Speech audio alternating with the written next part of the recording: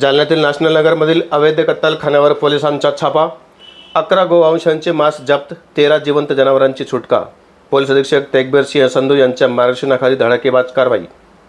जालना शहरातून बकरी ईदच्या पार्श्वभूमीवर मोठी आणि धक्कादायक बातमी समोर आली आहे. शहरातील चंदनजिरा पोलीस ठाण्याच्या हद्दीमध्ये नॅशनल नगर परिसरामध्ये सुरू असलेल्या अवैध कत्तलखान्यावर पोलिसांनी आज सकाळी धाड टाकत मोठी कारवाई केली आहे.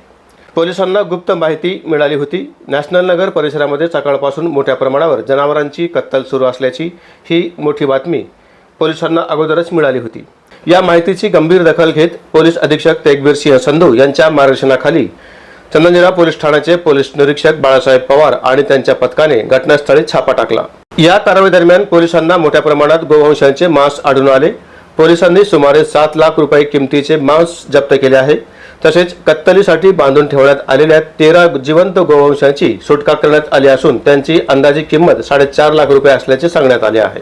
या प्रकरणी नॅशनल नगर येथील शेख मुस्ताक नूर मोहम्मद हा अवैधरित्या कत्तलखाना चालवत असल्याचे पोलिसांच्या प्राथमिक तपासामध्ये समोर आले आहे. पोलिसांनी त्याच्या विरोधात गुन्हा दाखल करण्याची प्रक्रिया सुरू केली असून पुढील तपास चंदनजिरा पोलीस करत आहेत. बकरी ईदच्या पार्श्वभूमीवर पोलिसांनी केलेल्या या धडाकेबाज कारवाईमुळे शहरात एकच खळबळ उडाली असून पोलीस अधीक्षक तेगबीर सिंह संधू आणि चंदनजिरा पोलिसांचे सर्व स्तरातून कौतुक होत आहे. आज दिनांक 28/5/2026 रोजी माननीय पोलीस अधीक्षक श्री तेगबीर सिंह संधू सर यांना गोपनीय माहिती मिळाली होती की नॅशनल नगर या परिसरामध्ये गोवंशाची कत्तल होत आहे आणि तुम्ही तात्काळ जाऊन रेड करा, अशी माहिती मिळाल्यावरून आम्ही तात्काळ आमच्या स्टाफसह नॅशनल नगर या ठिकाणी आलो.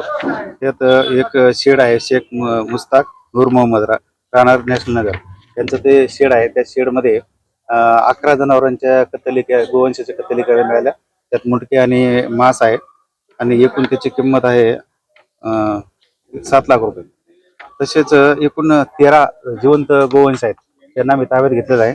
त्याची किंमत 4 लाख रुपये आहे आणि आम्ही कायदेशीर कारवाई करून आता आरोपी ताब्यात घेतलेला आहे आणि पुढील कारवाई करत आहोत. एकच आरोपी सध्या आता मालक.